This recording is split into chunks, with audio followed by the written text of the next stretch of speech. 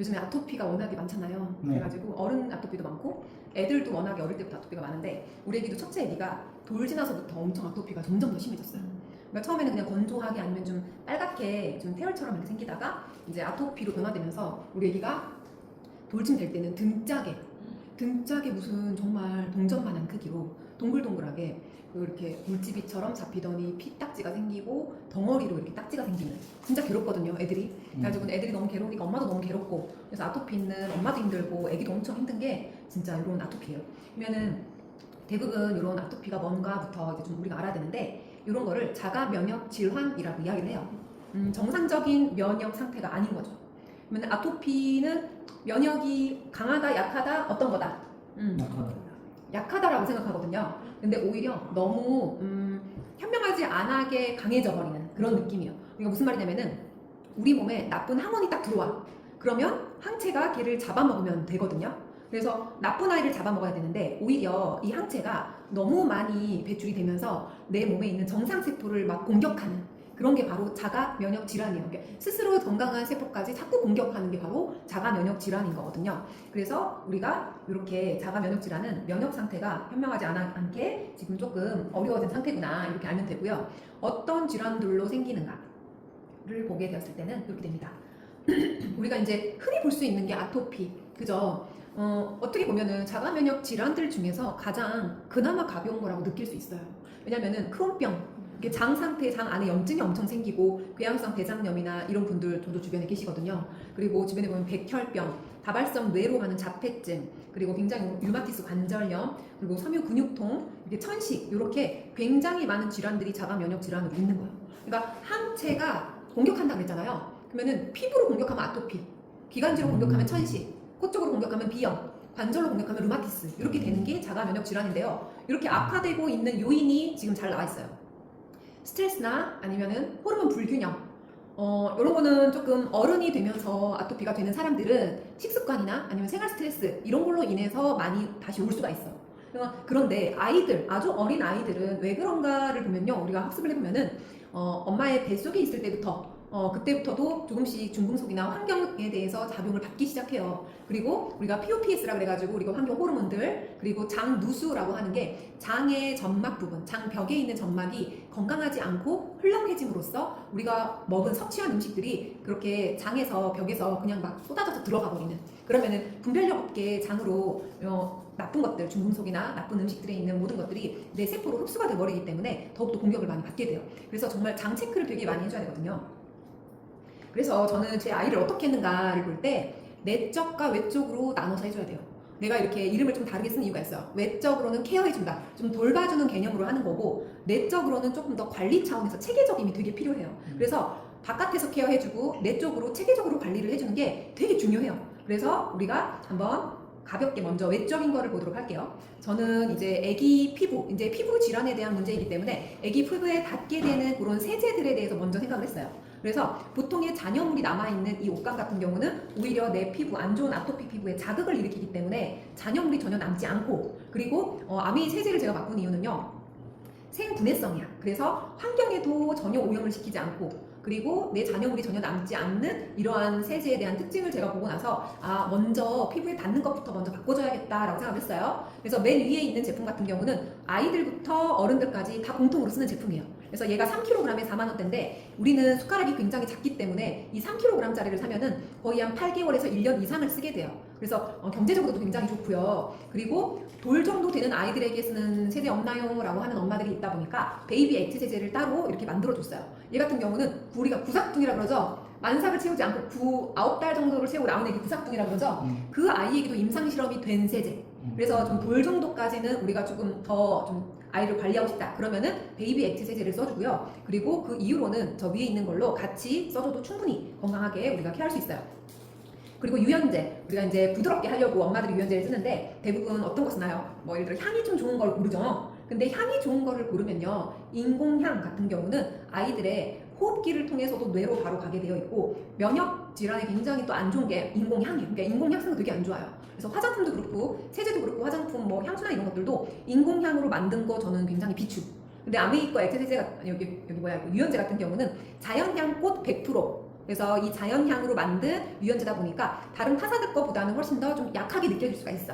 근데 정말 중요한 거는 자연향으로 써야 되는 유연제를 써야 된다. 그리고 아이들 식기 같은 경우도 그 안에 남아있는 잔여물에 대한 세제를 통해 가지고 아이들이 환경 호르몬을 많이 섭취하다 보니까 저는 행복성이나 우리 이렇게 생리성에 대해서 굉장히 특화되어 있는 식기 세정제 퐁퐁 이런 거 쓰시고, 그리고 아이들 먹는 음식들 채소 엄마들이 이유식이나 이런 거 해줄 때도 과일 채소 세정제를 꼭 써야 돼요. 그 안에 들어있는 잔류 농약들, 그리고 코팅제, 이렇게 수분 날아가지 말라고 코팅제 정말 많이 쓰거든요. 그래서 그런 코팅제들을 정말 안전하고 건강하게 잘 뺏겨서 잔여물이 남지 않도록 이렇게 저는 과일 채소 세정제 이런 거를 꼭 썼어요. 그래서 세제, 우리 옷감에 남아있지 않도록 하는 거 이렇게 보시고, 그리고 바디케어.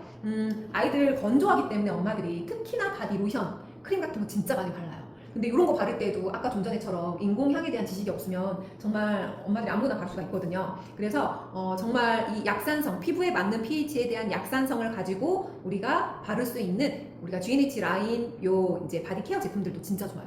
그래서 돌 앞뒤로 쓰고 있는 아이들 같은 경우는 베이비 워시 샴푸, 베이비 로션 써도 좋고요. 그리고 유독 건조하고 유독 그 아토피 부분이 취약한 부분이 있다라면은 아토크림이라고 아토피 있는 아이들, 건성 피부 아이들에게 특화돼서 나온 제품들이 따로 있어요.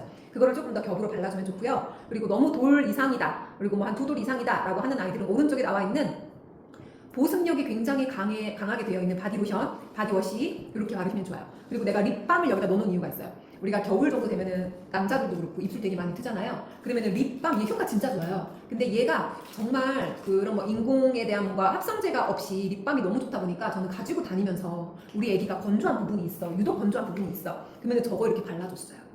되게 좋거든요. 그래서 저것도 임시 방편으로 내가 항상 갖고 다니면서 건조한 부분 바를 때 저는 좀 효과를 많이 봤었어가지고 이렇게 좀 애용을 했다라고 제가 보여드리고 싶어요. 그리고 지금부터는 내적 우리가 관리를 들어갈 거예요. 몸 안을 이루고 있는 것이 질병을 만들어내고 건강도 만들어내죠. 그러면 제일 중요한 거는 첫 번째는 그 아이의 가장 많은 부분을 차지하고 있는 게 물. 우리가 물 얼마나 중요하다는 거 많이 들어보셨죠? 네, 물을 우리가 한번 볼 건데요. 사람은 어릴 때 몸 안에 있는 이런 아이들의 같은 경우는 80% 정도는 물로 다 되어 있더라고요. 그러니까는 혈액 중에서도 92%가 물이고 근육과 뇌도 75%에서 90%가 물로 다 되어 있어요. 그래서 물이 진짜 중요하고 그만큼 많은 비중들을 가지고 있는 게 물이고요. 어른들도 피부가 건조해질수록 빨리 노화가 돼버려. 그래서 우리가 수분이 감소한다라고 하는 거는 노화가 되고 있다라고 하는 이야기거든요. 그래서 한번 물이 우리 몸속에 들어가는 속도를 한번 보도록 할게요. 내가 좀 전에 물을 먹었어. 그러면 우리가 30초 만에 혈액으로 갑니다. 그리고 1분 만에 뇌로 가고 산소 자궁으로 가요. 그래서 엄마들이 임신하신 분들이 정말 건강한 물을 먹어야 되는 이유가 그냥 잠깐 이 물 먹어도 되겠지라고 하는 게 바로 1분 만에도 양수로 가기 때문에 우리가 물 되게 중요시 여겨야 되고 10분 만에 피부로 가요. 그래서 피부 건조한 가을, 겨울 이럴 때 물 섭취해주면 10분 이후에 조금 편안함을 느낄 수가 있고 20분 만에 간, 신장, 심장으로 도더라고요. 30분 만에 온몸에 가요. 그러면 내가 좀 전에 물 마시고 나서 화장실 한번 갔다. 그러면 그 화장실 갔던 소변은 좀 전에 내가 먹은 물일까 아닐까? 아니에요. 우리 배우신 분들, 똑똑하신 분들이에요. 맞아요. 내가 방금 소변을 본 거는요 28일 전에 먹은 물이 나오는 거예요. 방금 먹은 물이 방금 나오면 내 몸 굉장히 건조해야 돼요. 근데 내 몸의 80%, 70%, 60%가 물로 되어 있다는 거는 그 전에 먹은 물이 내 몸에 일을 하고 체류하면서 쓰이다가 28일 뒤에 배출되는 게 바로 소변이에요. 그래서 우리가 내 몸에 있는 물을 싹 한번 갈기 위해서는 한 달 정도가 필요하다라고 생각하시면 되죠. 그래서 요즘에 이제 좀 젊은 친구들도 생수를 되게 많이 드시잖아요. 근데 그거 보면 되게 걱정이 많이 되긴 해요. 이 책은 생수는 가공식품이다라고 나와 있는데 뭘까요? 우리가 보통 물을 그릇에 담가 놓으면 4일 정도만 돼도 우리가 미끌거림을 느낄 수가 있어요. 근데 페트병에 담긴 생수병은요 유통기한 봐보시면 1년에서 2년이에요. 너무 나는 그 유통기한을 보면서도 섬뜩하더라고요. 왜? 방부제, 살균제, 표백제를 첨가했기 때문에. 그래서 생수는 가공 중에도 방사선이나 오존으로 살균을 하는 경우가 되게 많아. 그래서 방사선에 의해서 물 분자가 변하기도 하고 물에 잘 녹는 성질에 의한 방사능이 물에 잔존한다고 밝혀져 있어요. 그래서 오존은 극미량으로도 폐를 파괴시키는 강독성 가스이고 우리가 보존 기간이 길어질수록 페트병에 치명적인 1급 발암 물질인 환경호르몬, 프탈레이트, 비스페놀 A라고 하는 것들이 많이 녹아져 나오고 있어요. 그래서 아이들 정말 웬만하면은 너무 덥고 그러면 밖에서 사줄 수는 있지만 그거를 매일매일 섭취할 수 있는 음용수로 쓴다라는 거는 되게 위험할 수 있다는 거. 그리고 우리나라에 있는 한 80% 90% 이상의 정수기들이요 이렇게 책에도 되게 많이 나와 있는데 역삼투압 방식이라는 정수기를 쓰고 있어요. 근데 이 방송에도 되게 많이 나왔거든요. 그래서 이 역삼투압 방식의 물은요 물에 있는 건강한 미네랄을 싹 걸러버려. 미네랄을 싹 걸러버리면 물이 산성수가 돼요. 근데 산성수가 내 몸에 계속 매일매일 들어온다라고 하는 거는 산성수는 내 몸을 산성화 체질로 만들고 산성화 체질은 암 체질과 염증 체질로 유발시키기 시작해요. 그래서 여기 보시면 나오죠. 산성비가 pH가 5.6이에요. 근데 이 pH보다 더 센 5.5가 역삼투압 방식의 물이라는 거. 진짜 이게 편리하게 뜨거운 물, 차가운 물을 먹기 위해서 대부분 다 역삼투압 방식을 쓰고 있다는 게 우리나라의 문제다라고 하는 그런 책들이 굉장히 많아요. 그래서 정말 우리가 아이들을 이제 먹이는 물은 엄마가 달아놓은 정수기를 아이들은 먹는 거기 때문에 엄마가 학습을 하시고 좋은 물을 먹이면 정말 좋죠. 요즘에 이거 벌거벗은 세계사라고 하는 방송에서도 플라스틱에 대한 이야기가 나왔어요. 근데 62개 태반 조직을 떼서 검사를 했더니 모두 미세 플라스틱이 검출되었어요. 그리고 인체에서도 가장 많이 미세 플라스틱이 축적되어 있는 곳이 어딘가라고 봤더니 심장, 간, 뇌를 검사해봤는데 뇌가 다른 장기보다 30배 이상이 훨씬 더 많이 미세 플라스틱이 축적되어 있다는 게 너무 문제인 거예요. 그래서 우리 거 아메이 거 이 정수기가 전 세계 판매 1위인 이유가 있는데 미네랄은 고스란히 남겨놓기 때문에 우리 몸에 가장 좋은 약알칼리의 물이고 그리고 오염물질의 굉장히 다양한 환경 호르몬이나 미세 플라스틱 그리고 요즘에 한강에 들어있는 이런 댐에도 많이 들어있는 약물들 당뇨약이나 정신질환약이나 이런 약물들을 싹 거르는 걸로 유일하게 세계에서 인증받은 정수기가 이스프링밖에 없어요. 그래서 이것도 뉴스에 많이 나왔던 기사인 거고요. 얘는 이제 굉장히 많은 분들이 집에 있는 양파나 고구마를 가지고 키우기 시작해요. 한번 실험을 해보는 거죠. 그랬는데 수돗물을 끓이면요 그 안에 있는 뭔가 세균은 사라질 수는 있어. 근데 문제가 뭐냐, 미세 플라스틱이나 쇳가루나 중금속들은 절대 사라지지 않죠. 그러다 보니까 성장에 방해를 입게 되는 거예요.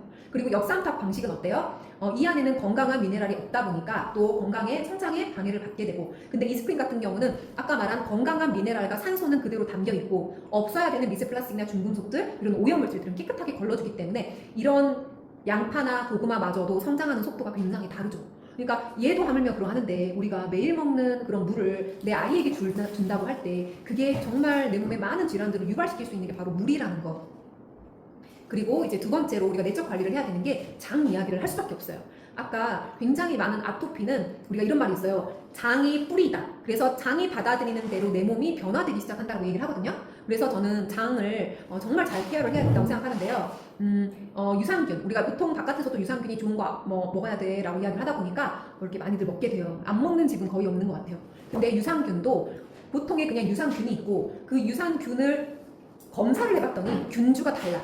한마디로 좀 쉽게 말씀드려가지고 축구를 좋아하는 사람들이 있죠. 그러면은 그 축구 좋아하는 사람들 중에서도 유독 잘하는 사람들은 국가대표가 되는 거죠. 근데 그 국가대표 중에서도 우리가 굉장히 많이 알고 있는 손흥민이나 이런 유명하신 분들이 있죠. 그건 뭐예요? 한마디로 그 축구를 좋아하는 사람 중에서 유별하게 탁월한 분인 거잖아요. 그래서 유산균 중에서도 보면은 우리 장에 역할을 하는 균들 중에서도 유일하게 탁월하게 효과를 많이 낼 수 있는 균주들이 있어요. 그래서 왼쪽에 있는 위드인 365라고 하는 제품들은 온 가족이 함께 먹을 수 있는 유산균인데 특화되어 있는 5종류의 손흥민 같은 아이들을 뽑아가지고 그 균주를 뽑아내는 기술이 대단하거든요. 걔네들을 뽑아서 밀집시켜 놓은 게 지금 왼쪽에 있는 온 가족 유산균.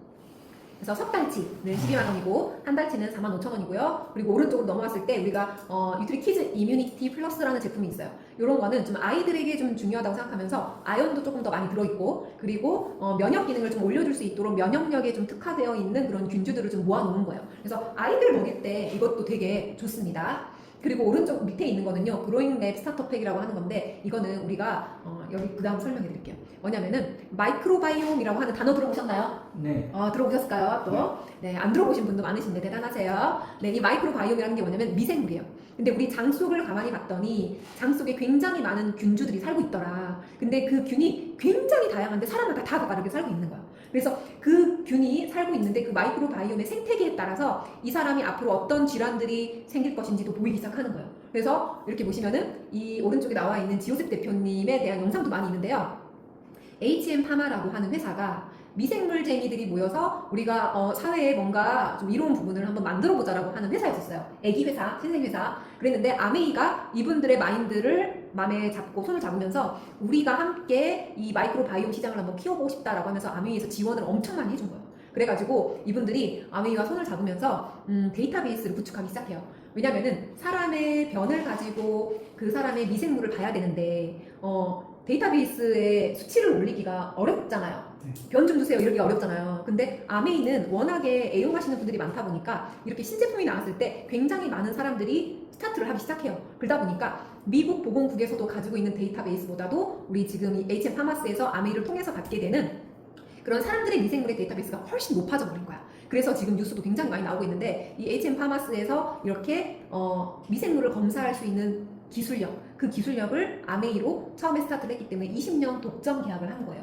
그래서 종근당이나 뭐 이렇게 되게 많은 브랜드들이 있죠. CJ나 이런 브랜드들에서도 우리도 맞춤형 유산균을 좀 하고 싶어요라고 HM파마한테 이제 러브콜을 하는데 20년 독점 계약이다 보니까 다른 곳과는 못하게 되어 있고 지금 아메이라고만 하고 있어요. 그럼 이 검사를 어떻게 하냐면은 변을 채취를 해서 여기 이제 오른쪽 위에 있는 키트 있거든요. 이 키트 안에다가 집어넣어서 집 앞에 내놓으면은 찾아가요. 수거를 해 가거든요. 그러면은 이 HM파마스에서 이 변을 6개의 장으로 복제시켜. 그래가지고 이 장에 어떤 미생물을 넣었을 때 훨씬 더 좋은 결과를 낼 수 있는지를 오랜 기간 동안 연구를 해요. 6주 정도를 연구를 한 다음에 이렇게 레포트를 쫙 내줍니다. 그래서 성장 관련, 키 성장 관련, 그리고 체지방 조절 관련, 면역 관련, 인지 기능, 그리고 스트레스, 수면, 설사 변비, 복부 불편감, 가스, 그리고 탄수화물 소화 관련, 그리고 단백질 소화 관련, 그리고 비타민 생성 관련, 그리고 피부 면역, 이게 아토피 관련된 미생물 수치예요. 그래서 아토피는 아이들 검사해보면은 피부 면역 관련이 되게 낮는 경우도 많고요. 그리고 그 밑에 있는 피부 트러블 관련은 여드름이 많이 나거나 피부에 이렇게 염증 많이 나는 친구들, 이런 거는 피부 트러블 관련이 조금 높게 나와요. 그래서 이렇게 내 아이의 변을 가지고 이 아이가 어떤 부분이 굉장히 취약한지를 미리 알 수 있고 그 부분에 대해서 맞춤으로 그 아이한테 맞는 유산균을 줄 수 있는 프로그램이에요. 그래서 저는 성장기 아이들 같은 경우는 특히나 이거는 꼭 한번 해봤으면 좋겠다. 왜냐? 아이들이 대부분의 장이 16세 이전에 미생물 생태계가 16세 이전에 미생물 생태계가 이렇게 형성이 돼버리면 잘 변하지가 않아요. 그래서 특히 어릴 때 아이들일 때 이 마이크로바이옴을 꼭 해봐야 된다. 저는 그거를 강추드리고 있어요. 그리고 그 다음에 세 번째는요, 우리 아이들에게 뭔가 좋은 게 있을까라고 엄마들이 비타민을 되게 많이 먹여요.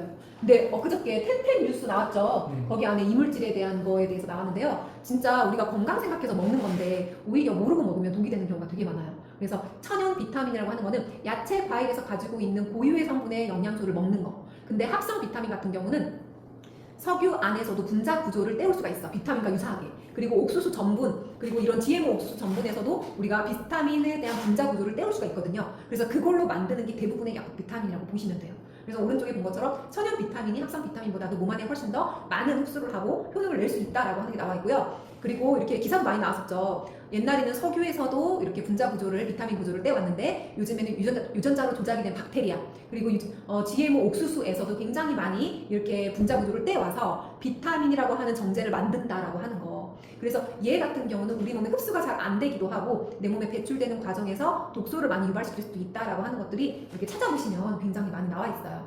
그래서 천연 원료로 된 비타민을 먹어야 된다. 근데 요거 하나 꼭 알려드리고 싶은 거예요.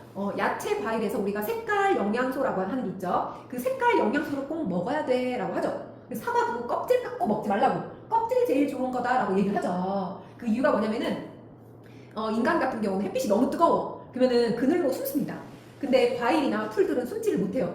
그럼 어떻게 되겠어요? 나를 보호하기 위해서 내 껍데기에다가 나를 가장 잘 보호할 수 있는 항산화 물질을 뿜어내기 시작해요. 그래서 이 껍데기가 있는 상태로 과일을 보존하면 그래도 오래 가는데 껍데기를 뺏겨버리면 하루 만에도 싹 발견되거나 변질이 돼버리죠. 그래서 이 과일, 야채의 껍데기에 가지고 있는 색깔 영양소가 굉장히 중요하다. 우리 몸에 중요한 항산화 영양소다라고 이야기를 해요.